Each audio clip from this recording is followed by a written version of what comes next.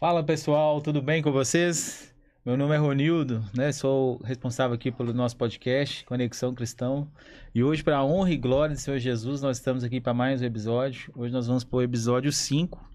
E hoje é um tema bem legal, assim, um tema muito importante, né? Tem um convidado aqui também muito importante aqui hoje, que sabe muito sobre esse tema. E esse é um tema que eu gosto muito, que a gente vai falar sobre escatologia, né? Eu sempre procuro ler bastante, estudar bastante, eu gosto muito. E esse é um tema tão importante, né, para o cristianismo, para nós que somos cristãos, e, na verdade, para todas as pessoas, porque isso é como se fosse, por exemplo, uma pessoa lá que fosse no cinema e aí na hora que começasse, por exemplo, quando chegasse no final do filme, ela levantasse e fosse embora, no ápice ali do filme. E o escatologia, né, o livro de Apocalipse, o cumprimento das profecias, né, e os sinais que vão acontecer no fim dos tempos, é justamente aquele momento que todos nós cristãos esperamos e aguardamos com muita alegria no coração. Então, por isso é um tema que a gente sempre tem que falar muito sobre isso e procurar entender o máximo possível, né, entender os sinais, entender todos os seus significados, porque é isso mesmo que o Senhor Jesus quer que nós possamos aprender, entender e estarmos prontos e perseverantes, né? Vigilantes, né? Vamos dizer assim. E hoje nós estamos aqui com o meu amigo Lucas Ferreira, né? Lucas Ferreira, ele é um grande amigo. O Lucas, ele é coordenador da Escola Bíblica da Igreja Quadrangular Eldorado 2.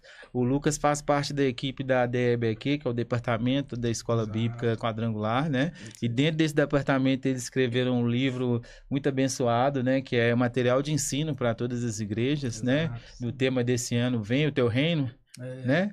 É um livro muito abençoado. E tá muito dentro aqui do que a gente vai falar hoje também, né? Então, assim, ô Lucas, seja muito bem-vindo, viu? Uma alegria, satisfação, é muito grande você estar aqui hoje, viu? Tamo Muito junto. obrigado. E eu gostaria que você começasse se apresentando, falasse um pouco sobre você, para quem está nos assistindo aqui, conhecer um pouco sobre o Lucas Ferreira. Isso aí, pessoal, boa noite.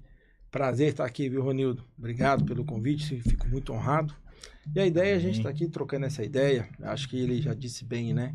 A gente falar do tema de escatologia é um tema muito rico. É um tema que existe várias vertentes, várias visões, e a gente precisa entender o posicionamento, né? Que a gente se enquadra e tentar buscar o discernimento através do Espírito Santo de Deus para a gente não ficar de fora do grande evento que vai acontecer. Então, o posicionamento da igreja, o posicionamento do povo de Deus, né, com relação aos judeus e os demais que são gentios, né? O que vai acontecer? Como é que isso acontece? Como é que chegou, né, essa história? Onde começa? Começa no livro de Apocalipse? Começa antes?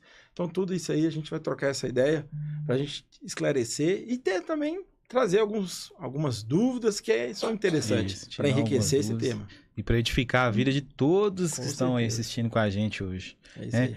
Amém. Ô Lucas, e a gente tem costume de fazer assim em todos os episódios, pedir os nossos convidados para dar um testemunho, falar um pouco sobre a conversão, quanto tempo, porque a gente sabe que isso edifica muito a vida de quem acompanha com a gente, né? Então, por favor. Então, eu converti em junho de 2000, 13 de junho, uma quinta-feira, eu aceitei a Jesus, lá na IEQ Tempo dos Anjos, né? Era uma corrente, né, dos empresários. Na época, a minha família, né, ela tinha um empreendimento, né, tinha um negócio, e as coisas estavam muito ruins, e meu pai já estava frequentando, já buscando, né? E numa quinta-feira, essa quinta-feira eu senti isso, né? Cristo me chamando, e é onde eu aceitei o apelo, né? E levantei e fiz a oração da confissão, né? Mas logo em seguida, em setembro, me batizei, e já me batizei lá no Eldorado 2, até mesmo por causa da distância, né? A gente congrega, então, desde julho de 2000 no Eldorado 2, me tornei membro em setembro, no batismo, né? Mas minha mãe conta uma história, que a igreja do Eldorado 2, ela completa esse ano 43 anos. E ela foi inaugurada por volta do dia 16 de outubro, alguma coisa assim. E eu nasci no dia 26 de outubro de 82. E a minha mãe grávida, no dia da inauguração da igreja do Eldorado 2, ela foi lá assistir o culto, né? Você tava para nascer, então eu assisti, eu posso falar que na barriga da minha mãe eu assisti, ou seja, Deus tinha sempre um propósito, né? Eu sempre ouvi o evangelho, meu avô, ele sempre foi um exemplo para mim, e ele quando se converteu, Eu, como criança, né, sempre passava muitas férias junto dele, tudo. Então, ele já ia na igreja junto com ele, sempre ouvia, né? E meu pai sempre muito católico, né, a tradição da família, né? Da parte do meu pai. Eu lembro que meu pai falava assim, Lucas, vamos para a igreja comigo, vamos lá assistir a missa. Eu falei, seu pai, eu não quero ir na missa, não. Eu vou ser, quando eu crescer, eu quero ser crente igual meu avô. Mas falava isso para não ir, né? Na igreja e tudo. Mas Deus teve essa misericórdia de mim. E, então, a gente está completando 25 anos, né? Que a gente segue o Evangelho. Glória a Deus, bodas de prata. Com essa graça. Bodas e de daqui prata. agora é só para a glória, não? É isso aí. Isso aí. Glória a Deus. Obrigado, viu, meu amigo? É isso aí. Então, vamos lá. Escatologia, né? O estudo dos fins dos tempos. Então, para a gente começar, eu acho que o mais interessante seria a gente começar falando sobre as 70 semanas de Daniel, né? Que está lá em Daniel 9, 24 ao 27.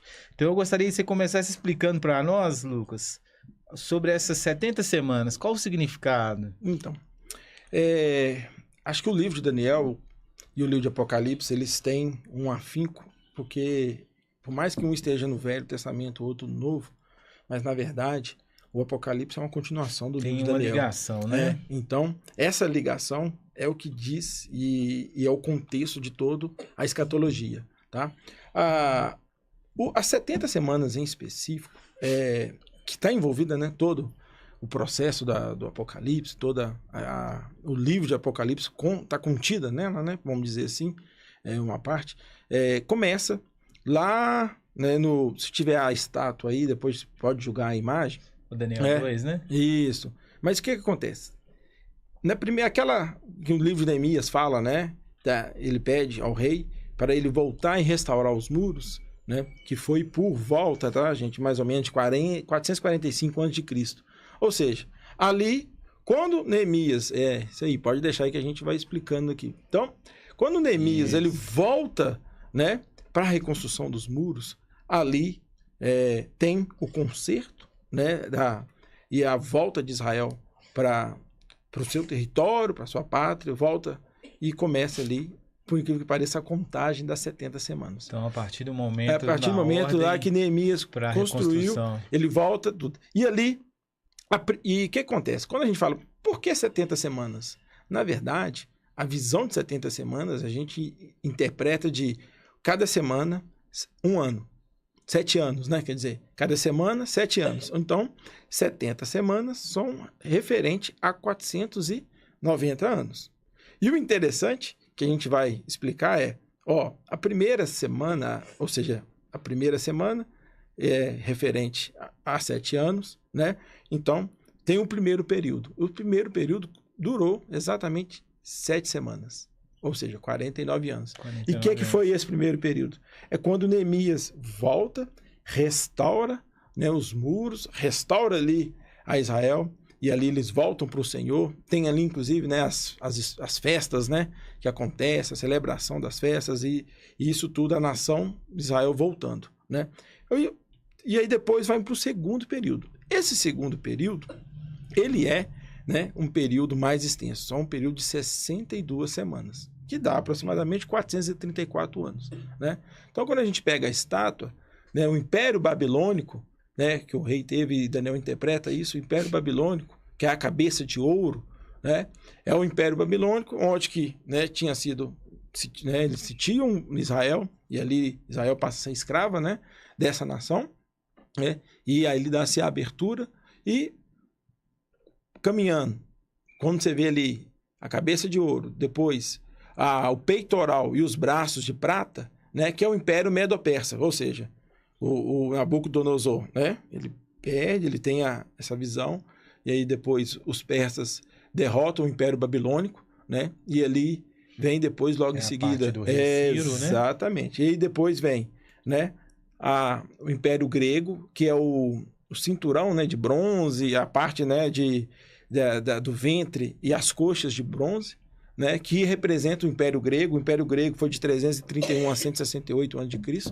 o persa foi de 539 a 331, né? Então, o Império Grego, ele começa a dominar. Depois, né, vem as pernas de ferro, que é o Império Romano, né, o Alexandre o Grande conquistador, né, ele vindo, então, de 168, né, até ali por volta de 476 depois de Cristo, ou seja, Cristo quando ele nasce está no Império Romano, né, tudo, e aí depois o Império Romano restaurado, que é o ferro, que são os pés, que é o ferro e o barro, que ali já está representando as 10 nações oriundas do Império Romano. E quais são essas 10 nações, né? A gente fala assim, poxa, 10, se você pegar a Europa, então, gerou 10 povos, né? Que são os anglos, os francos, os visigodos, suevos, os vândalos, os germanos, né? Os borigundos, os astrogodos, os lombardos e os hércules, né? Que ali tem a Inglaterra, hoje, que a gente conhece, a Inglaterra, a França, o norte da Espanha, Portugal, o sul da Espanha, a Alemanha, a Suíça, essa Europa oriental ali, onde que a gente fala Ucrânia, Polônia, né? É a Europa toda, não, é a oriental. É, caso, mais né? oriental ali, né? E os lombardos, né? E os hércules, que são o norte da Itália e o sul da Itália. Então, essas semanas, né, igual eu falei, esse segundo período que vai até, né, de 430, né, mais ou menos ali, até o nascimento de Cristo por volta, né? E o interessante 7 semanas mais 62 semanas. Completa-se 69. Aí você fala, mas não são 70? E exatamente é essa agora, que é a interpretação que dá a corrente de que nós, né, principalmente do Evangelho Quadrangular, e os evangélicos em si, a gente segue. Porque é onde tem a ideia do cumprimento da última semana, que a gente vai mais para frente comentar, que vai falar da tribulação, né? Mas isso tá lá no livro de Daniel. Então, o Daniel, ele praticamente escreve, né, tudo que vai acontecer, ele tem essa visão, e de onde que acontece isso? Mais para frente, ou seja, ainda vai acontecer, que a gente sabe que é o cumprimento das profecias de Apocalipse, que quando João, na ilha de Patmos, escreve, né, a visão que ele vê, é que o Daniel já tem essa interpretação. Sim. Então, mais uma vez, 70 semanas, né, que são 490 anos. Dessas já completou, vamos dizer, 483. Faltam uma semana de 7 anos. 69 semanas, então, já se cumpriram. Já se cumpriram e tudo. E o detalhe, né? E aí que você vê, dessas 69 semanas, mas onde que ela para? Ela para ali mais ou menos por 70 depois de Cristo. Né? E o que acontece em 70 depois de Cristo? A gente sabe, Cristo, né? A Marco, mais 33, né? A morte de Cristo, depois vem o surgimento da igreja, né? E o livro de Atos, que está falando ali, dos Atos dos primeiros cristãos, foi escrito por volta de 66, né? Depois de Cristo, e porque os historiadores falam, no livro de Atos não fala sobre a destruição do templo, né? Que aconteceu, o Império Romano fez isso, né? Exato, né? Ou seja, tem uma coisa que acontece, por que a 69 semanas para ali? Exatamente próximo ali do surgimento da igreja, né? Porque ali você começa, não se abriu a última semana, que agora nós somos no período gentílico. E a gente vai comentando mais para frente, né? É muito interessante. É estudo que a gente vai cada vez mais aprofundando, e cada detalhe tem riqueza, sabe? Para a gente poder aprofundar. E voltando ao que eu falei, por isso que nós, como cristãos, temos que sim estudar sobre esse assunto, porque ele é muito profundo, ele é muito interessante. Exatamente. Né? Então, vamos lá. Agora que a gente falou sobre as 70 semanas, a gente começa a falar agora sobre esses 7 anos. E a gente sabe a respeito desses 7 anos, existem algumas visões sobre esse período tribulacionista, né? Então, tem a visão que é pré-tribulacionista, tem a tribulacionista conhecida também como meso-tribulacionista. Meso-mid-tribulacionista. O mid, né? E tem também a pós-tribulacionista. É isso aí. Então, eu gostaria que primeiro que você falasse aqui pra gente quais são as diferenças dessas 3 visões. E depois eu gostaria que você falasse qual é a visão que você acredita que é e por quê. Tá bom. Você comentou bem, Ronildo. A última semana, ela representa a semana da tribulação, né? Uns falam grande tribulação, mas o correto é falar a semana da tribulação, porque a grande tribulação é um período de metade das semanas, ou seja, de 3 anos e meio. A gente vai dizer isso, né? Daqui a pouco, mas olha que interessante. Essa última semana representa 7 anos, certo? Sim. E por que existe a visão pré, mid e pós-tribulacionista? Isso são correntes, tá? E os pais da igreja, principalmente Irineu, né, até ali o final do século XVIII, XVII, XVIII, eles tinham muito a visão pós-tribulacionista, ou seja, eles entendiam que a igreja passaria por todo o período de tribulação, né? E aí no século XIX, o movimento, né, evangélico, nascido principalmente, essa corrente ganhou muita força na Inglaterra e nos Estados Unidos, né? Veio a visão dispensacionalista, né? E aí, nessa dispensação, que a igreja ela não passa pela tribulação, veio aí a visão pré-tribulacionista. Ou seja, o objetivo já fala, né? Antes, ou seja, a igreja não passa. Ou seja, o que marca o início da última semana é o arrebatamento da igreja. Ou seja, a igreja sobe e ali começa, assim, o reinado do anticristo, né? E aí vai ter o cumprimento das semanas, né? Da última semana, dos 7 anos, né? Já na visão mid-tribulacionista, a igreja, ela passa por 3 anos e meio aqui. Ou seja, nesse 3 anos e meio aqui, porque quando o anticristo faz o acordo, né?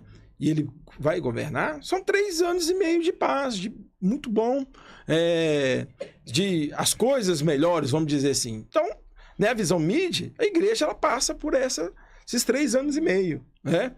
De paz, tranquilo, levando. Você acredita, né? Que o arrebatamento no início da grande, no caso. Então, eu vou explicar após, aí eu vou falar onde que a gente, né, acredita. Porque a última é após, logicamente, fala do quê? A igreja passa por todo o período da tribulação, e aí lá no Armagedon é que quando, né, vai acontecer, e a igreja, ela governa com Cristo. Então, mid, pós, mas nós, né, e aí eu falo, eu, Lucas, mas não só eu, Lucas, mas como a igreja do Evangelho Quadrangular tem isso, né, a gente ensina isso. Por que nós somos pré-tribulacionistas? Interessante. Um do princípio, se você pega na história de Israel toda, você pega o próprio livro de Daniel, você vai pegar o próprio Cristo aqui, né? Deus não quebra princípios. Deus não, e se tem um princípio é o seguinte: não existe 2 reis reinando ao mesmo tempo. Não existe. Enquanto tem um rei, ele é o rei. Né, ou você derrota, destrói aquele rei, normalmente o rei morre, né? E vem o outro rei e governa. Assim foi, né? Ali a gente mostrou na história. Né? Então, a história mostra isso, né? E Cristo, quando ele veio também em terra, ao ser julgado, né? Ele falava, né? Passar pelo tribunal e falou assim: o meu reino não é deste mundo, não é agora, né? Então, ele respeitou as autoridades, porque ele sabia que não era aquele momento. Mas nós temos que lembrar que Jesus, ele é rei, ele é juiz e ele é o quê? O nosso Salvador, né? Então, ele é o Messias, né? E ele veio e já cumpriu o papel do Salvador. Ele morreu na cruz por nós e ali pagou o preço por todos os pecados. Mas ele ainda não cumpriu o juiz, ele ainda não é como juiz, ele ainda está como, né, um advogado diante do Pai e ele ainda não veio reinar. Então, isso vai acontecer. Então, o pré-tribulacionista entende que a igreja não passa pela tribulação. Poxa, é interessante, mas por que a igreja não passa pela tribulação? O que tem lá nessa... Porque parece confortável para nós, né? Poxa vida, é muito melhor eu não precisar de passar na tribulação, né? Mas o que acontece, na verdade, é que o quê? Você lembra que eu falei aqui no livro de Atos? E o que acontece no livro de Atos? Que marca, né? O mundo, né? É o batismo da igreja com o quê? Com o Espírito Santo, certo? Então, a igreja, ela nasce, né? E ali, através do batismo do Espírito Santo. Ou seja, Cristo não está mais em corpo com a gente, né? Mas através do Espírito Santo, ele conduz a igreja. E aqui, a igreja hoje, nesse período que a gente está conduzindo. O Espírito Santo está conduzindo, né? E no arrebatamento, é o Espírito Santo. O que é arrebatamento? É arrancar com força. Ou seja, Cristo arranca a sua igreja, ele leva a sua igreja, sobe e ali começa o período, a contagem da última semana. Ou seja, a tribulação, ela só pode começar quando a igreja for arrebatada. Porque o que impede o anticristo é quem? É a igreja. É o Espírito Santo através da igreja. Então, o Espírito Santo, ele é rei, porque ele é Deus Deus Pai, Deus Filho e Deus Espírito Santo. Essa é a Trindade, né? Como é que vai ter o anticristo reinando aqui se o Espírito Santo está aqui? Não tem dois reis. Não pode ter. Né? Por mais que o reino, né? Jesus disse, né? O mundo jaz do maligno, sim. Mas o Espírito Santo está em nós. Ele está aqui. Mas para o anticristo se manifestar, e ali lembra, né, a trindade do mal, né? Que é o anticristo, o falso profeta e o dragão, né? A Satanás, a besta. Então esses três eles vão imitar a trindade divina. Né? Logicamente, não tem a proporção nem o poder que existe na Trindade Divina. Mas esse é o conceito, esse é o intuito. Então, o anticristo ele só vai poder se manifestar se a igreja não estiver aqui. Porque o que detém ele é a igreja, é através do Espírito Santo. Então, por isso que nós entendemos, né, que a igreja, a visão nossa é pré-tribulacionista. A igreja não passa pela tribulação. Pela tribulação. É isso aí. E você falando, eu tô lembrando de uma tipologia que tem também na passagem de Ló, né? Que os anjos, na hora que vai destruir Sodoma e Gomorra, os anjos falam com ele assim, que enquanto eles não saíssem, eles não podiam exercer juízo sobre a terra, né? Perfeito. Sobre aquela terra. Perfeito. Esse é. Então, você vê, Deus é um Deus maravilhoso, né? E a palavra dele, ele cumpre a palavra. Sim. Então, por isso é a questão do reinado. Então, não tem como a igreja, na visão, não tem como a igreja estar aqui. Porque quem vai reinar e quem vai governar é o anticristo, né? Entendeu? Sim. Então, não tem. Por isso que a igreja, né? Principalmente a igreja do Evangelho Quadrangular, mas é a vertente que nasceu, ganhou muito força no século XIX. E os evangelhos seguem essa linha, né? Da visão, né, pré-tribulacionista. Entendeu? Entendi. Muito bem explicado, né? Qual a ligação do livro de Daniel com o livro de Apocalipse? Exato. E aí, o livro de Daniel com o livro de Apocalipse casa nisso que a gente está dizendo, porque as 70 semanas está no livro de Daniel, certo? E o Apocalipse vai falar da tribulação, a última semana, né? Tem um período que fala das igrejas, né? Que a gente sabe tudo, mas, né, fala da última semana e fala do milênio, né? E depois fala do grande trono branco. Ou seja, o que o livro de Daniel começa, o livro de Apocalipse termina. Então, os dois... complemento, né? É um complemento. O Apocalipse traz um pouco mais de clareza, né? Exatamente. Já foi dito lá nas profecias de Daniel, né? Exatamente. Eu até coloquei aqui umas partes aqui, ó, que eu queria destacar lá. Pode colocar. A visão do livro de Daniel, ela foi entregue da parte do anjo, né? Do anjo Gabriel, que a palavra fala. E o livro de Apocalipse, ele foi uma visão dada pelo próprio Senhor Jesus, né? Exatamente, a João.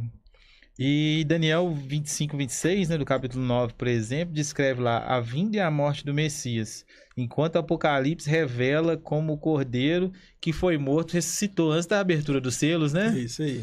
E Daniel 9, 27 aponta para o período da tribulação, que são eventos futuros. Exato. E no Apocalipse, além da tribulação, dá mais detalhes, como a batalha da Magedon, igual a gente vai falar aqui. Gog, Magog. Vai falar aqui daqui a pouco.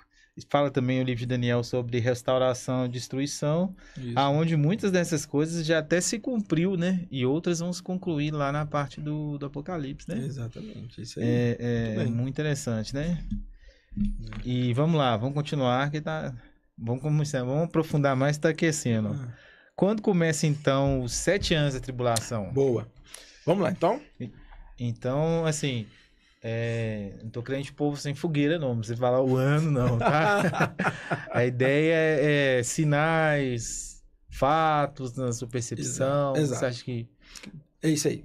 Então, como eu falo, a visão nossa é pré-tribulacionista. Se eu fosse mid ou pós-tribulacionista, eu teria que explicar o argumento deles, né? Sim. Não é o caso aqui, porque até o tempo também nem permite para isso. Mas vamos falar da visão pré-tribulacionista. Se a visão é pré-tribulacionista, ou seja, a igreja é o que detém, né? O anticristo é o que tá lá. O anticristo pode ter nascido, a gente entrar nesse mérito é difícil, né? Mas se ele nasceu ou não, é um outro ponto. Mas fato é que eles não governam enquanto a igreja estiver aqui, né? Então, ou seja, enquanto a igreja está aqui, ele pode ter nascido ou não, ele não tem ainda permissão de Deus para fazer o que ele veio fazer, né? Mas, a partir do momento que tem o arrebatamento, ou seja, o arrebatamento, a segunda, né? Não é a segunda vinda ainda, não, é o arrebatamento. Quando tira-se a igreja, e o Espírito Santo leva, né, a igreja para participar da boda dos cordeiros, aí vem, né, as coroas, nós vamos dizer sobre tudo isso, mas a igreja saindo, se instaura o quê? A Gog e Magog. Então, Gog e Magog, que é, né, são 9 nações que estão ali, né, ao redor de Israel o tempo todo, brigando. Então, quando a gente está falando agora, atualmente, né, nós estamos falando do ano de 2025. O que está acontecendo agora? Mais uma guerra, né? Israel. E quais são as nações que vão continuar forte contra Israel? Pô, é Turquia, é a Líbia, é o Irã, é o Afeganistão, né? São nações que estão ao redor e continuam, e tem essa briga constante. Né? Desde que Israel atualmente se tornou um Estado, em 1948, ele não tem paz. Ele não tem paz. Né? E vai se intensificar. E os historiadores falam, né? E isso que é o interessante, que é a visão quando fala assim, Gog não se refere a um local, mas se refere-se ao título de grandeza, como se fosse um presidente, uma grande potência. E aí, qual é a grande potência que está ali ao redor, que vai, nesse momento, vir para atacar Israel? Que até hoje não aconteceu. A Rússia. Então, a Rússia vai vir, junto com essas 9 nações, e faz sentido, né? Quem que é o país que financia aquelas nações, que armamento e tudo? É a Rússia. E até hoje a Rússia não veio contra Israel. Então, sim, tem um arrebatamento, a Rússia vem, e ali tem a batalha, né? Tem o Gog e Magog, e ali Deus permite, é a grandeza de Deus, né? O Espírito Santo não vai estar mais aqui para convencer o homem do pecado. Mas vai vir, né? E quando Israel for para ser massacrada ali tudo, Deus vai permitir e vai se restaurar a paz. E aí, quem que é o homem que vai falar que vai fazer essa paz? É o anticristo. Né? Então, o anticristo, ali ele começa o reinado dele, né? Por causa disso. Porque como é que os judeus vão aceitar um cara? Não é do nada, o cara chegou lá e falou assim, peraí, eu sou agora, né, o Messias que você aguardava. Não, esse cara vai ter um argumento, vai ter uma guerra, Israel vai estar sendo massacrada, vai estar sendo derrotada. E aí o anticristo falou, não, vamos mudar um contexto aqui, acabou. E aí começa. Então, esse é o início da semana. Esse é o início da tribulação. Então, lembra disso. Gog e Magog marca a... E onde que tu fala, mas Lucas, você tá falando isso? Ezequiel 38, 39 fala isso, dessa grande batalha, entendeu? Então, essa grande batalha é que marca o início da tribulação. Mais uma vez, a igreja detém. A igreja arrebatada sai, dá a amplitude e a legalidade para o reinado do anticristo. Sim. E interessante é que você está falando, eu estou lembrando da parte que fala também que eles vão vir pelo lado do mar, né? Onde está o mar vermelho. Exato. O norte, né? Do norte. Eles vão vir pelo norte. E que, literalmente, quais países? Você vê que a Rússia está ao norte de Israel. Sim, o caminho da China também é por aquele lado. Porque ali é um grande corredor, né? Marítimo e comercial, né? Tanto é que a guerra atual está afetando mais uma vez, né, o comércio exterior. Entendeu? Então, isso que tem que ter essa noção. Então, porque os países do norte, né? Lembra da estátua, quando eu falei das 10 nações? Estão no norte. Né? Mas dessa vez, né, essa Europa Oriental é a Rússia que vem. E os próprios rios dos oceanos ali têm secado bastante, né? Isso também é um cumprimento para facilitar a passagem dessas nações. Mas né? Isso só lá na frente. Essa passagem do Rio Eufrates se secando é para acontecer uma outra batalha, que é depois, no findar da tribulação. E aí nós vamos entrar já no Armagedon. E tem um sentido para isso, né? Tem, entendeu? Né? Vamos chegar lá. E o acordo de paz ou a reconstrução do templo, por exemplo, tem a ver também com o início desses 7 anos ou não? Tem. Pode ser durante ou antes? Tem. Lembre o seguinte, o anticristo, né, aquele que nega Cristo, aquele que se passa por Cristo, né, o falso Cristo, sim, ele tem que ter uma legalidade. Os judeus, a gente sabe, poxa, o judaísmo é a religião mais antiga, da história da humanidade. Tem mais de 5.000 anos, né? A gente está falando, né, dessa questão. Né? E eles preservam o quê? A lei, né? Eles têm lá a Torá. E eles não vão aceitar qualquer pessoa. Mas para eles, na visão deles, o Cristo, né? No caso, entre aspas, o anticristo, ele tem que vir como um rei. Ele tem que vir para governar em favor de Israel. Né? E uma das coisas que Israel mais deseja, lembra, olha para você ver, o que aconteceu lá no início das semanas? É que Neemias foi reconstruir os muros para ali depois voltar o povo de Israel a adorar a Deus. Né? Então, a primeira coisa que os judeus vão pleitear, mas se você é isso, nós precisamos construir o templo para o Senhor. E ali, nesse momento, o anticristo ele tem que costurar e falar assim, não, beleza, nós vamos construir o templo, o templo aqui. Então, esse acordo de paz de 3 anos e meio é voltado nisso. Pô, o judeu falou assim, pô, o cara nos livrou da guerra de Gog e Magog. O cara falou que vai fazer o templo para a gente voltar a adorar o Senhor. É ele. Ele é o Cristo. Ele é o Messias que a gente está aguardando. Né? Sim. Então, e ele vai ter o falso profeta indicando para ele, né? Falando o tempo todo. Ele é, né? Que é a boca que engana, é a mentira, né? E ele vai ter legalidade pelo dragão, né? É a trindade do mal, né? Então ele vai ser, o anticristo faz o papel do filho, né? E o falso profeta, né? Faz o papel do Espírito Santo, ou seja, o falso profeta falando o tempo todo, falando para a história, fala, é ele, olha para você ver a linhagem dele, veja que é isso. Então os judeus aceitam esse acordo de paz, né? Que não dura, logicamente, todo o período. E ele vai conseguir fazer algo impressionante, né? Que é fazer um acordo entre as nações ali com Israel, que é algo que há milhares de anos, né? Que estão esperando para reconstruir o templo, né? Exatamente. É isso mesmo. E qual que é a diferença entre a tribulação e a grande tribulação? Boa. Então, quando a igreja sai, eu sempre vou falar isso, poxa, a igreja sai, porque nós somos pré-tribulacionistas, né? Então a igreja saindo, inicia-se a tribulação. E aí Gog e Magog, o anticristo acontece e vem. Então, a tribulação, a gente chama ela de uma semana, que são 7 anos. Só que, na verdade, esse acordo vai ser quebrado na metade da semana. Então, a metade da semana são 3 anos e meio. Então, 3 anos e meio são paz. Mas 3 anos e meio é onde que o anticristo ele vai se querer sentar, né, no trono, no templo, para falar que ele é Deus. E aí os judeus falam assim, não é isso. Né? E ali começa o período da grande tribulação. Então, aquele que se mostrou como salvador dos judeus, né, aquele que mostrava que queria ajudar os judeus, nesse momento começa a perseguir os judeus. Então, os 3 anos e meio posteriores, a segunda metade, é a grande tribulação, que aí é o estreito e é onde que aperta, né? Que a gente fala daí, a gente vai entrar daqui a pouco, vai explicar, né? Sobre, né, as taças, as trombetas, os selos, né? Sim. Então tem ali uma relação. E literalmente você vê aos olhos humanos uma coisa terrível acontecendo, né? Porque não é só perseguição de guerra, mas também tem os fenômenos da natureza acontecendo com tudo isso, né? Muito importante. E deixa eu te fazer uma pergunta.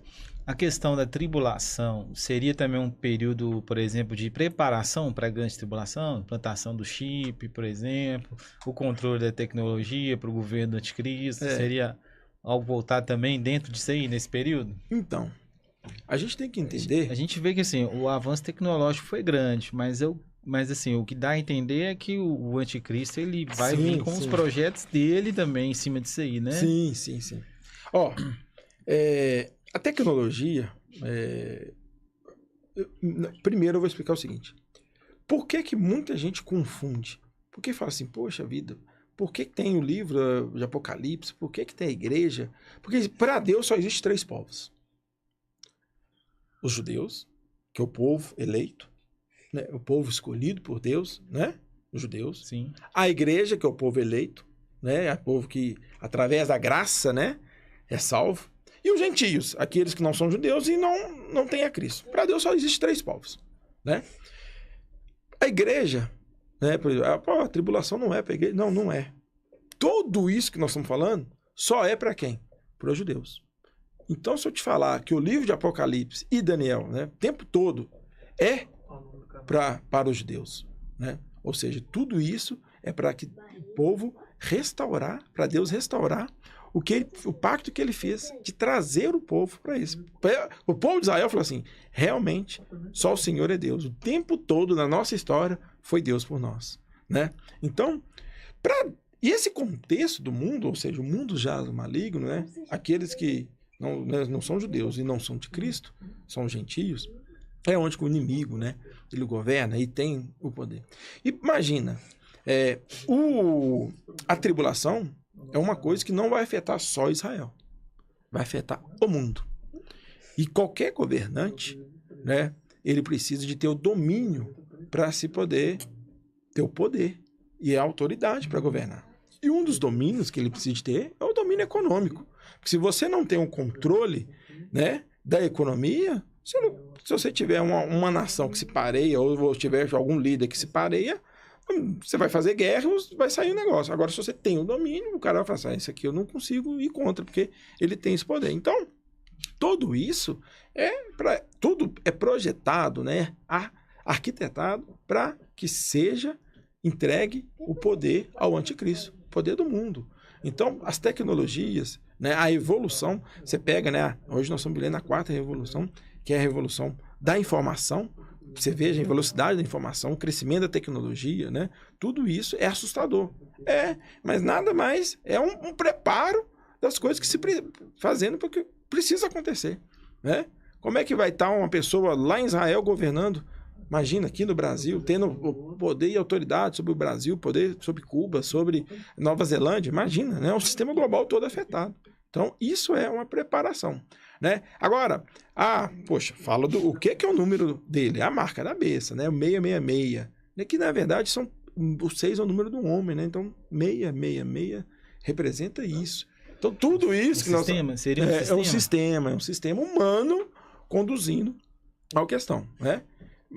E, poxa, quando você fala de economia, você está falando do poderio bélico, um poderio econômico, um poderio comercial, um poderio de leis, né? Então, você tem que ter um sistema para falar assim, poxa, se o cara fazer isso, ele está indo contra o nosso tratado, né? Se o cara fazer isso, ele não recebe o nosso acordo, ele quebra o acordo, ele não recebe o dinheiro.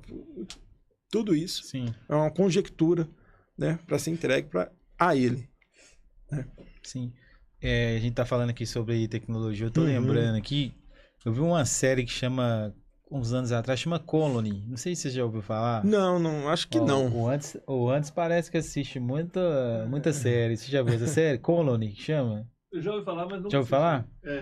Essa série, ela é interessante porque as pessoas que tinham dinheiro, que faziam parte do sistema, ficavam num lugar separado. E as outras pessoas ficavam na cidade mesmo, no que sobrou da cidade. E quem fazia o controle, o papel de polícia, na verdade, eram os drones. Os drones vinham e davam voz de prisão para as pessoas, davam tiro e perseguia e tudo. E isso há uns 10 anos atrás. E esses dias teve um ataque, foi da Ucrânia contra a Rússia, que ela jogou bomba na Rússia através dos drones. Dos drones, Aí eu lembrei disso, assim, como entra naquilo que você está falando, como que a tecnologia está avançando tanto. Imagina, então, em que ponto vai estar nesse período. Talvez um carro aí, igual esses Tesla de hoje aí, uma pessoa que não tiver um chip, talvez ela entra num carro, o carro reconhece, às vezes tranca as portas e leva ela para delegacia. Talvez, pode ser. Já pensou nisso? Já pensei, tipo? É muita coisa que passa, né? Sim. Muita coisa que passa. Pode ser nesse sentido, né? Interessante. Interessante mesmo. Então, a gente falou aqui sobre a tribulação, a gente falou sobre 7 anos, sobre as 70 semanas. A gente até comentou aqui já sobre o arrebatamento, mas eu queria agora que você falasse para a gente assim, um pouco mais claro assim, sobre o arrebatamento, se tem algum sinal também de quando ele ocorrerá, por exemplo. Esse é um ponto, não sei se consegue jogar aí, né? 2 Coríntios 5:10. Antes, tem como jogar para nós? 2 Coríntios 5:10. Quando fala arrebatamento, é fantástico. Porque por isso que a visão... Aí, olha para você ver, 1 Coríntios 5:10. Porque devemos comparecer ante ao tribunal de Cristo para que cada um receba segundo o que tiver feito, por meio do corpo, ou bem ou mal, né? Interessante que a palavra arrebatamento, já falei, né? Significa arrancado com força. E o que é isso? O que é arrancado? É Cristo arrancando com força, bruscamente, a igreja. Gente, não tem lógica humana falar nisso, né? Poxa, como é que vai acontecer isso aqui? Eu tô aqui sentado agora aqui com você e vem... chegou, tocou a trombeta, nós subimos, né? Que coisa... Assim, não tem lógica humana. De olhos, não né? tem, e né? E assim, isso no mundo inteiro acontecendo, né? Mas e por quê? Porque Cristo vai buscar a igreja. A igreja é o que detém, né? E quando ele vem buscar a igreja, para se cumprir o que é o seguinte, o que a gente vai fazer? Nós vamos participar das bodas do Cordeiro, né? Ou seja, tem visões que falam, não, a igreja não é a noiva, né? Mas a bodas significa um casamento, né? E Cristo busca a igreja para participar, né, dessa celebração. E aí vai ter a ceia do Senhor, né? Vai ter ali a distribuição das coroas cristãs, né? E nós, então, enquanto está acontecendo a tribulação, que os 7 anos, nós vamos estar com Cristo. Vamos estar com Cristo, né? A boda do Cordeiro, né? E a boda e a festa, enquanto a gente vai estar na festa com Cristo, aqui vai acontecer o que está escrito nas profecias, né? E, ou seja, se nós vamos ter o livramento, então, por que tem um arrebatamento? Primeiro, Apocalipse 3:10, né? Tem o livramento da igreja. A igreja é livre. Ela é livre da tribulação, né? Porque a igreja não se destina à ira de Deus. Porque a dispensação que nós estamos é a dispensação da graça. Não é a dispensação da lei. Então, como é da graça, é pela graça que nós somos salvos, né? E a igreja não é feita para a ira de Deus. O papel da igreja não é esse, né? Por isso, essa comparação da igreja com a noiva, né? Para sair disso, né? Isso está onde? 1 Tessalonicenses 5:9, né? Não fala também da igreja passando pela tribulação. Então, o arrebatamento é porque a igreja não tem que passar pela tribulação. A tribulação é para quem? Eu falei, para os judeus. É para eles. E os gentios? Mas eles também... Porque eles vão ver lá a guerra acontecendo. Eles vão ver, né, tudo que... A guerra de Gog e Magog. Vão ver o negócio. Eles vão lembrar, imagina, falar assim, puxa, eu ouvi falar disso. Isso aqui. Então, vai ter salvação lá na tribulação? Vai ter salvação na tribulação. Só que não é a salvação que nós hoje temos a graça e o privilégio, que é pelo amor, que é Cristo, através do Espírito Santo, nos convencendo, né, da salvação. Não. A salvação ali vai ser pela dor, né? Imagina aquela pessoa que ouviu falar, mas não quis. Ela vai ver assim, mas um dia o Ronildo Lucas comentou comigo sobre isso aqui. Eu tive uma vez, o cara falou que Jesus ia voltar para buscar a igreja. E voltou mesmo. Imagina o mundo como é que vai ser. O preço vai ser altíssimo. Nossa! Né? E o anticristo vai falar o quê?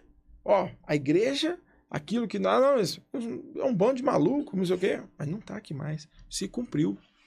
A promessa se cumpriu, né? Então, essa questão é tudo. E o detalhe, no arrebatamento, Cristo não volta, ele não pisa na terra. Porque o encontro da igreja com Cristo vai ser nos ares. Cristo só volta na terra na segunda volta dele. E isso é importante, porque tem muitas pessoas que confundem o arrebatamento com a segunda vinda, né? Exatamente. Então é uma diferença muito grande, né? Muito grande. Esse é o fator principal, né? Isso que você falou. É isso aí. Cristo não pisa na terra. Ele não pisa. Arrebatamento. Não, é isso mesmo. Então, é a igreja, ele vem buscar, então arranca bruscamente. Por isso que é rápido. Porque é igual você tá num carro. Uma arrancada brusca não é uma arrancada rápida. Então, imagina, o arrebatamento é tirando a igreja de forma brusca. É rápido. Não dá tempo a pessoa falar assim, não, Cristo vai voltar agora, eu vou... Não dá. Entendeu? Por isso que a gente fala da vida cotidiana de salvação. A igreja tem esse papel. A nossa salvação é individual. Todo momento a gente tem que reconciliar, todo momento a gente tem que pedir perdão, todo momento a gente tem que ter, né, lembrar da graça que nos salvou. A vida cristã é em todo momento. Você falar assim, eu vou pecar aqui agora. Foi aquele momento que Cristo voltar, você já sabe. E você quiser ter a salvação, você vai ter que passar pela tribulação, meu amigo. E aí, então a igreja não foi feita para ira. Então o arrebatamento ele existe para isso, né? Para tirar a igreja, né, da tribulação. E, logicamente, a igreja vai passar, né? Vai ter a bodas do Cordeiro, vai ter a ceia do Senhor, o memorial que a gente faz hoje, né? A Santa Ceia, lá nesse dia. Nós vamos sentar à mesa e vamos ceiar com Cristo, né? E vamos receber também o tribunal de Cristo, ou seja, as coroas. Aí vem, né? Coroa de ouro, prata, bronze, as pedras preciosas, né? Dentro do período de 7 anos? Então, aqui o pau quebrando aqui, o tempo todo. Os judeus, aquela questão toda. E a igreja recebendo. Mas não é porque a gente vai, imagina, o Ronildo vai receber uma coroa de ouro por causa... Não é por isso, não. Tem um motivo. Não é à toa que a igreja recebe isso, não. Na segunda volta, a igreja tem um papel com Cristo, né? Que a gente vai falar. É isso aí. Então vamos lá. E o que acontece no período da tribulação? Alguns pontos, a gente até falou sobre alguns, né? A gente vai falando. A gente falou lá sobre o anticristo, é um líder mundial, né? Que surgirá e exercerá grande poder e influência. E perseguição aos cristãos. Você quer falar alguma coisa sobre... Posso falar. Mas essa perseguição aos cristãos, na tribulação, na verdade... Não seria cristãos, né? Seria os judeus. Não é a perseguição à igreja, é aos judeus. No mundo inteiro. No mundo inteiro. Mas aquele... Imagina que cara ali... Os cristãos é só aqueles que, igual o exemplo que você deu, aqueles que não mantiveram firmes. Exatamente. O cara não tinha uma vida reta com Deus, né? Vivia de fachada, né? Deus conhece o coração, sonda, né? O caráter cristão. Sim. De Cristo ele tem que ter moldado em nós. Pode enganar outras pessoas, mas a Deus não. Mas a Deus não. Mas a Deus não. Então, essa questão é essa. Então, poxa, o cara estava na igreja, né? Mas é que ele ia lá por ir, ou então ele vivia de imagem, vivia de fachada, mas não tinha uma vida plena com Deus. Pode enganar até ele mesmo, mas pode a Deus ele não engana. Não. É por isso que Deus sonda e conhece os corações, né? Essa é a diferença. O anticristo, o falso profeta, Satanás, ele não tem esse poder de sondar nosso coração. Ele pode criar cenários para isso, mas sondar, não. De sondar, não. Então só Deus pode sondar o nosso coração. Então quando a gente fala que a gente tem que ter uma vida plena, uma vida humilde, mas uma vida de gratidão a Deus, é de coração, né? Porque só assim, né? Aqueles, né, que têm a mão limpa e um coração puro, esse entrará, né, será o bendito do Senhor, né? Aquele que Jesus falou, vinde benditos do meu Pai e possua o reino. Sim, você falou uma coisa interessante, né? Porque Deus, ele quer que a gente seja o quê? Viva de maneira simples, de coração, né? Um coração quebrantado, um coração obediente. É isso aí. É isso aí, né? São os verdadeiros adoradores que Jesus fala que estão procurando, são esses, né? É isso aí. Adoraram o Pai em espírito. Não, ele não está querendo ser super impressionado, igual muitos acham. Ele está querendo um relacionamento mesmo. Um coração quebrantado puro, e humilde. Um coração puro, humilde, tudo. Isso faz muito sentido, sabe? Porque, imagina, a gente falar e viver uma coisa que não expressa Cristo em nós. Porque se nós somos a igreja, né, nós somos ali aquele que detém o mal. Olha a responsabilidade, né? Cristo nos resgatou com o sangue dele. O preço que ele pagou foi um preço altíssimo, que foi um preço de sangue. Morreu numa cruz, se fez maldito no nosso lugar. Então, e aí, quando ele é assunto aos céus, né, ele fala, não, fala com a igreja, né, lá em Atos, né, ó, fica aqui em Jerusalém, até que do alto sejais revestido de poder, né, mas recebereis poder, né, ao descer sobre vós o Espírito Santo, e ser-me-eis minha testemunha em Jerusalém, Samaria, Judéia, em toda, até os confins da terra. Então, tudo foi certo. Nós somos testemunho de Cristo. Não podemos viver de fachada, né? Não podemos enganar. A gente engana o homem, mas a Deus, de forma alguma. Sim. eventos, por exemplo, coloquei aqui cósmicos, né? A gente vai ver nesse tempo terremotos, maremotos, chuvas de meteoros, né? Exato. Fomes, pestes, escassez de alimentos, que faz lembrar até aquela própria passagem de José, né? Também na época do Egito, foi um período também de muita escassez também. Com certeza vai ser muito pior do que aquilo ali, né? As pessoas estavam vendendo casas, vendendo gados, todo o dinheiro que tinha já tinha acabado. Vai ser dali para pior, né? Essa parte de fome e escassez, com certeza. Guerras e conflitos generalizados, né? A gente pode falar aqui. E passando, por exemplo, todo esse período, igual a gente falou, que tem a tribulação, tem a grande tribulação, né? Que as coisas apertam mais, né?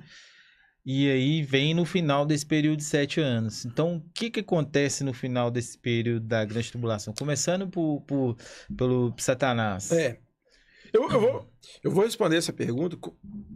A gente tem um momento que fala, todo mundo fica com dúvida, né? Mas o que são os 7 selos? O que são as 7 trombetas? O que são as 7 taças?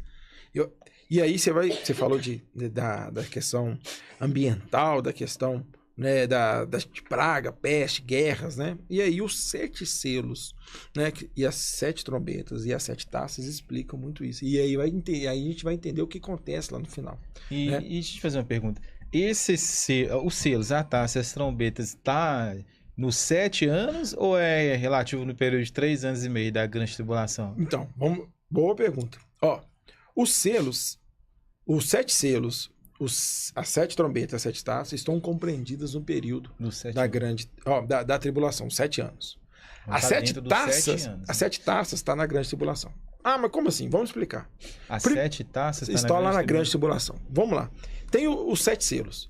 Os primeiros selos, né, que a gente fala, são os 4 primeiros selos, são referentes aos 4 cavaleiros que acontece. Já viu? Todo mundo falou, os cavaleiros do Apocalipse, né? Que ali abre a tribulação, né? Quais são os 4 cavaleiros? Que a gente sabe, né? O cavaleiro vermelho, aquele que vem no cavaleiro para tirar a paz. E aí a guerra de Gog e Magog faz sentido. Sim. Né? Vem o cavaleiro preto com a balança na mão, pesando, né? Entregando ali o poder ao anticristo e tudo. O cavaleiro amarelo, ele vem para matar 25% da Terra. Ele vai matar 1/4%. 1/4 da Terra. Ou seja, se a Terra tiver 8 bilhões de habitantes, 2 vai embora. Vai embora. É muita gente. É muita gente. E o cavaleiro branco, que muita gente confunde, né? Aquele que vem um cavalo branco. Todo mundo fala, o cavalo branco é Cristo. Porque Cristo vem mesmo no cavalo branco. Mas lá no final da tribulação, nesse momento, quem vem nesse cavalo branco é o anticristo. Então, os selos vêm, né? Os 4 cavaleiros. Então, cada cavaleiro um selo. Ou seja, o cavaleiro branco, o anticristo. O cavaleiro vermelho, o cavaleiro preto e o cavaleiro amarelo. Então, começou ali. Aí vem o 5º selo. Que é qual 5º selo? Vai ter uma perseguição e um mártir. Aqueles que... Porque tem gente convertendo. Imagina falar assim, puxa vida, a igreja saiu, olha ali. Fala, não, eu quero voltar para Cristo. Ou eu quero aceitar a Jesus. E aí vai ser um momento de perseguição severa, mas severa mesmo, como nunca teve, por causa disso. Esse é o 5º selo, né? Que é o martírio. Eles vão falar assim, peraí, você não vai aceitar o anticristo? Não vai aceitar. Não, então nós vamos fazer isso aqui com você. Vai pegar o cara em praça pública, degolar, torturar, para tentar fazer de exemplo. Coisa que nunca aconteceu. Por isso que a salvação na grande... no período de tribulação vai ser muito mais difícil, porque não tem, né? Não tem escolha, tá? Em muitos casos aí, eles vão torturar para a pessoa negar. Isso, né? O intuito todo é esse, nega. Então, para mostrar para os outros exemplo, se vocês não quiserem seguir, é isso que vai acontecer com vocês. Vai impor medo, né? Isso. Então, esse é o 5º selo. O 6º selo, aí vem as catástrofes, né? Físicas e cósmicas. Gente, é seca, vai vir, né? Terremotos, vai ter chuva de granizo, vai ser tudo. E aí o 7º selo, né, vem assim, poxa, abre o 7º selo, vem calado. Então imagina a escala. 1º, 2º, 3º, 4º, 5º, 6º, na que abre o 7º selo. Na verdade, o 7º selo é como se fosse um anexo assim, ó. Começa o quê? As 7 trombetas. E aí, ou seja, o 7º selo está as 7 trombetas. o último selo são as 7 trombetas. E as 7 trombetas, poxa, primeira trombeta, a terra é devastada. 1/3 da terra, da vegetação, pega fogo. 1/3. Vocês viram, a gente viu o efeito, né, do El Niño, uns períodos, ano passado a gente teve isso, né? Como é que é o calor intenso. Aqui em Belo Horizonte ficou 200 dias sem chover quase, né? Não foi isso? Uma coisa absurda. Afetou tudo. Por exemplo, as matas lá nos Estados Unidos também, exatamente. Você viu aquelas casas lá, os atores famosos lá que destruiu tudo, fogo alastrou tudo. Isso mesmo, bem lembrar, lá em Hollywood, né? Tudo. Então, assim, 1/3 da vegetação vai embora. 1/3 é muita coisa. Imagina o ar, como é que vai ficar o clima, o calor que vai fazer. Imagina a Amazônia pegando fogo. Como é que é a loucura, né? A segunda trombeta, o oceano é devastado. 1/3 se torna em sangue. Porque vai começar a morrer muito peixe.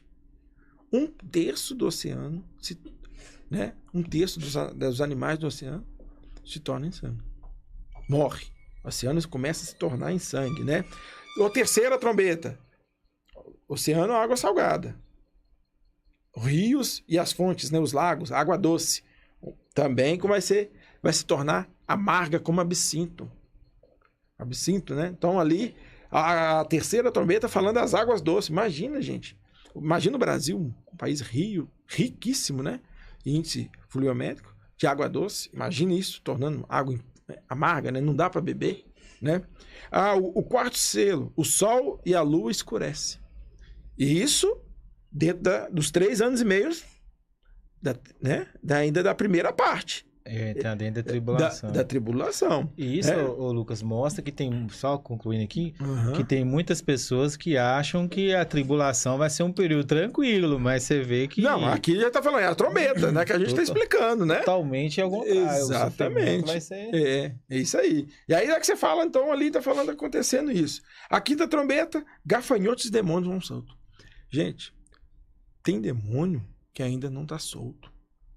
E lá eles vão ser soltos para perseguir os homens. Vai ser isso, demônios terríveis para causar dor, para causar perseguição.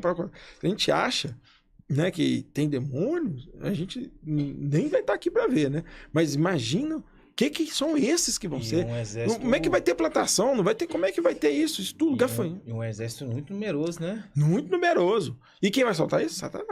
Satanás, né? E esses demônios, que é a sexta, vão matar 1/3 da humanidade. Então, 1/3 da vegetação, 1/3 do oceano, né? As águas doces se tornando amargas, aí solta os demônios, esses demônios matam 1/3 da população mundial. Olha como é que é. Nós falamos ali, né? A igreja sai, se tiver lá 8 bilhões, poxa, nós falamos de 1/4, né? Já reduziu para 6. Agora o terço, vamos falar, já vai mais 2. Que sobrou vai já ficou a metade, né? Olha como é que vai ser tenso o negócio, né? E quando fala da sétima trombeta, então eu falei 7 selos, no sétimo tá ligado às 7 trombetas. E na que chega na sétima trombeta, é o quê? É as 7 taças. E aí é o período da grande tribulação. Se isso já foi ruim, e nós estamos falando que esse ano aqui é os 3 anos de paz, né? Mas é de paz em perseguição a Israel. Não é que aqui na terra vai estar bom, não. O clima vai estar alterado, a vegetação vai estar alterada, tudo vai estar alterado. Não é o Lucas que fala isso, não. Tá na Bíblia. É só pegar lá o Apocalipse e ver. Não foi eu que escrevi, não foi você que escreveu, não. Tá lá a Bíblia falando isso, né? E aí quando abre as 7 taças, que é a grande tribulação, aí o negócio estreita. Porque a primeira taça, ferida e úlcera. Né? Imagina, a pessoa com chagas, de não poder tocar, feridas, né? Sim. Porque o sol, gente, vai estar massacrando. O clima vai estar tudo para isso. E né? O que aconteceu nas 10 pragas do Egito. Nas 10 pragas do Egito. E lembra disso. A Bíblia, né? A Bíblia explica ela mesma. Né? Ela não precisa... Todo o que tem, ela explica ela mesma. Então, o mar vai virar o mar vai virar sangue. Né? Os rios e fonte de sangue. Porque muita morte, né? Vai ter queimaduras feitas pelo sol. Imagina como é que o sol vai estar. Aí 1/3 da vegetação foi embora. Hoje o sol, né? Já está... Imagina, né? Já está aumentando a temperatura. Cada ano mais quente, exatamente, né? Aí, e a quinta taça é que o reinado do anticristo começa a ser devastado. Porque todo mundo vai falar assim, mas você não está falando que é o rei, que eu sei a paz, que eu sei mais o quê? Olha aí o que está acontecendo. Que aí a quinta, o reinado do anticristo começa a ser bombardeado. Começa a ser devastado. Que ele é um personagem também, né? Exatamente. E agora, e quando entra a sexta taça, por isso que eu falei assim, eu tenho que explicar isso, né? Porque parece que já tem uma pergunta sobre isso, mas eu falei, deixa eu aproveitar para entender. Que a sexta taça, lembra do sol batendo? O que acontece? Seca o rio Eufrates. E o que acontece? O rio Eufrates, ele estrategicamente, ele está próximo ali, né, ao norte de Israel, então, né, ele é um escudo militar. E com o rio secando, vai permitir que as tropas do anticristo venham para atacar Israel. Mas não é para atacar, para fazer uma guerra de perseguição, igual Israel sempre passou por guerra, tudo, mas sempre saía como escravo, né? Dessa vez ele vem para aniquilar todo Israel, todos os judeus. Ele vai mandar matar todos os judeus, tudo, né? E a sétima taça é uma chuva de granizo como um fogo. A Bíblia, né, esse granizo, os historiadores falam que são pedras de 34 quilos caindo. Uns falam que são pedras, uns falam que são bombas, né? Essas bombas caindo, né? Quem fala granizo de fogo, né? Imagina, a bomba quando cai, ela pega fogo, né? Então, vai ser isso.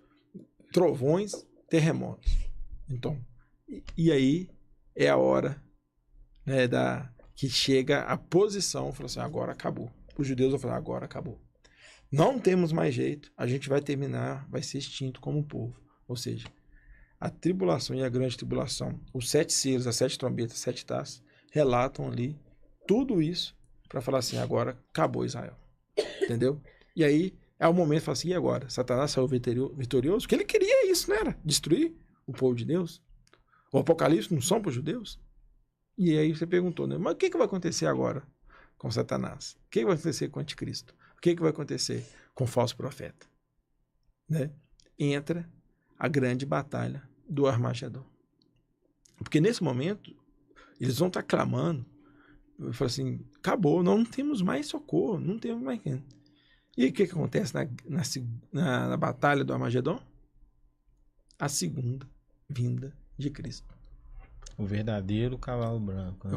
Aí ele vem, branco. Exatamente. E aí quando o Apocalipse fala, né? Fala assim que tira uma espada da boca, né? Exatamente. E junto com ele, quem que vem? A igreja. A igreja. Por isso que a igreja não passa pela tribulação. Que quando a gente vai, né, participar das bodas, receber as coroas, a gente está sendo preparado também para voltar com Cristo.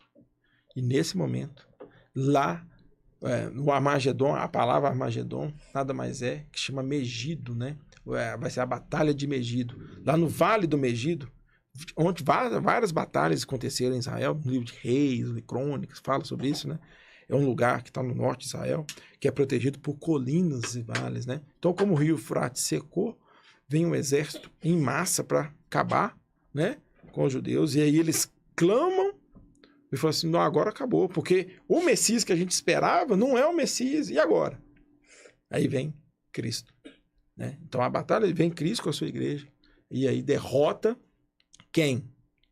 O anticristo e o falso profeta. Porque o anticristo está na frente da batalha, ele quer ir lá destruir. O falso profeta está falando, né, que ele que dá poder, né, tudo. E ali, o Vale de Megido, acontece o que os judeus esperam por toda a vida. Que o meu Salvador vive. E eles vão ver Cristo vindo do céu, no seu cavalo, a boca como, né, espada, né, saindo, e derrota o anticristo e derrota o falso profeta, né, e lança a besta, que é Satanás, o dragão, lança ela, amarra ela por 1000 anos. Por quê? Aí começa, né? Não sei se você tem isso de dúvida para tirar, mas começa o governo do milênio. Então, é tudo bem encaixadinho. A tribulação, a grande tribulação, né? Vamos lá, a tribulação, Gog, Magog, o arrebatamento da igreja, Gog, Magog, começa o negócio. Vem os 7 selos, as 7 trombetas, as 7 taças, No final, a última taça é o Armagedon, a guerra de Armagedon, para destruir, né? Depois lá. E aí, Cristo vem com a igreja, a segunda volta de Cristo, derrota, né, o anticristo e o falso profeta, e lança Satanás preso numa prisão, né? E começa a ter o reino. Porque Jesus, igual eu falei, ele é o nosso Salvador, ele é nosso rei e ele é juiz. Sacerdote, rei e juiz. Ele ainda não governa como rei e ainda não veio julgar. Por isso que ele está diante do Pai como um advogado, intercedendo por nós, que é a igreja. Mas, quando começa o reino, ele vai cumprir o quê? O rei. Então, Jesus vai ser coroado como rei por judeus e falar assim, esse é o nosso Salvador. Ele é o Messias que a gente esperava. Sim. E começa o milênio. E aqui mostra pra gente também entender que o que é estar com Cristo é para sempre mesmo, né? Igual a palavra fala, igual que mostra. Ó. Pessoas são arrebatadas, sobem, ficam 7 anos com Cristo nas bodas do Cordeiro, depois voltam com ele para batalha, né? Nós que estaremos em Cristo e depois se começa agora o período dos 1000 anos do reino milenar, o qual a palavra fala que o quê? Que os seus vão governar junto com ele. Vão governar junto com ele, né? É maravilhoso. Glória a Deus, olha que coisa linda. Isso e aí começa o período, então, do reino milenar. Isso. É isso? Exatamente. São os 1000 anos do reinado de Cristo sobre a terra. Não é isso? Exatamente. E nesse período de 1000 anos, Satanás está preso. Está preso. Vai ser preso durante os 1000 anos. É isso aí. Quando a gente fala do milênio, então, poxa, aconteceu o Armagedon, Cristo, né, venceu o anticristo, venceu o falso profeta, amarra Satanás e ele começa a governar como rei, certo? Para os judeus. E nós, como igreja, estamos aqui com ele. Um corpo de glória, né? O nosso corpo Sim. vai estar diferente, né? Mas existem 3 visões que a gente tem que deixar claro. Por quê? Como é que os evangélicos pensam de uma forma, os católicos de outra, alguma corrente, alguma visão evangélica tem outra? Porque existem 3 visões. Do mesmo jeito que na tribulação tem o pré, o mid e o pós, né? Sobre o milênio, existem 3 visões também. A visão amilenista, a visão milenista clássica e a milenista dispensacionalista. Vamos lá. O que é a visão amilenista? Normalmente, muito difundida pelo catolicismo, falam que o milênio é uma visão alegórica. É um método alegórico, que na verdade não vai acontecer ter esse reino. É que para eles, né, já é, Cristo quando já veio, já é o reino deles, né? Então, eles negam nesse sentido que vai ter esse reinado de Cristo. Por isso fala milenista, não vai ter isso, né? Não admite o arrebatamento. Para que vai ter arrebatamento? Não precisa, né? Você não vai ter o reino, não precisa de ter arrebatamento, né? Sim. Eles pensam dessa forma. E acredita que a segunda volta de Cristo, né, vai ser só no final do milênio. Não faz. Nós, a visão milenista é essa, né? Eu gosto de falar, é uma corrente, né, muito difundida principalmente pelo catolicismo, que para nós a gente não se adequa porque a gente acredita no arrebatamento. Falamos disso, né? Pré-tribulacionista ou mídia ou pós, fala do arrebatamento, né? Então, a gente acredita no arrebatamento. A gente acredita no reino de Cristo, porque, mais uma vez, Cristo é rei, ele é juiz e sacerdote. Sacerdote, ele ofereceu o sacrifício diante do Pai. Rei e juiz ainda ele não veio. Ele não veio julgar o mundo e ele não veio reinar no mundo. Então o milênio é para ele se cumprir, para cumprir o rei, né? O rei que ele é. Então, essa visão milenista, ela não faz muito sentido no nosso meio. Quando você fala assim, opa, pera, então, para os evangélicos, o milenista clássico ou dispensacionalista? O clássico, e ele é também mais visionado pelos pais da igreja, né? E eles falam o seguinte, que eles consideram a igreja como verdadeiro Israel. Para o clássico, a igreja é o Israel de Deus. Então, eles entendem que a igreja vai passar por todo, porque a igreja é Israel. Mas lembra que eu falei assim, para Deus existem 3 povos? Israel, a igreja e os gentios. Então a igreja não é os judeus. Nós somos enxertados na videira verdadeira. Sim, mas nós não somos. Né? Por isso que a gente não precisa viver como judeus, ter os ritos dos judeus, porque nós não somos judeus. Né? Então nós somos a igreja, nós somos o corpo, fazemos parte do corpo de Cristo. Né? Então o milenista clássico, né, eles direcionam que vai passar, todos vão passar pela tribulação e a grande tribulação. Então, o milênio é mais voltado no que, assim, opa, peraí, não vai ter nem arrebatamento, todo mundo passa pela tribulação toda e aí Cristo vem reinar. Essa é a dispensação clássica. E a nossa, né, o milenismo clássico. Agora, o milenismo dispensacionalista, ele é o quê?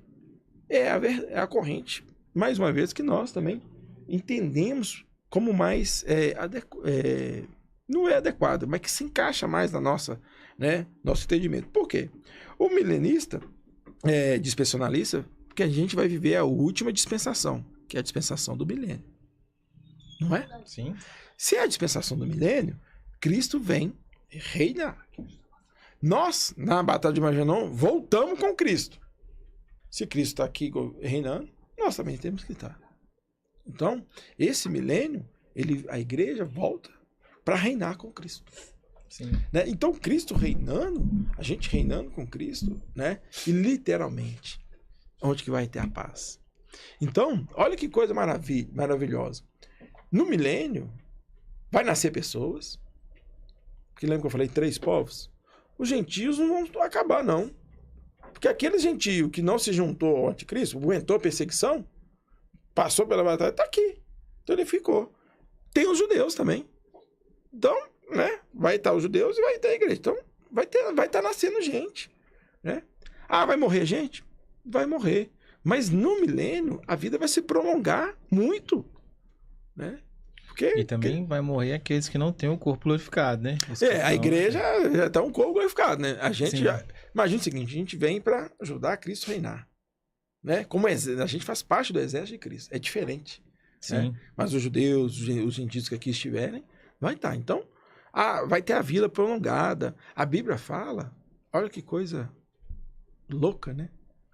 Que o leão vai viver com o cordeiro, porque ele volta a comer capim. Vai pastar. Sim. Vai mudar o hábito dos animais. A cadeia alimentar vem junto com o pecado, né? A áspide não vai ser mais venenosa, ou seja, você vai pegar uma cascavel e não vai ter veneno. Entendeu? Isso é porque muda as coisas no milênio, né?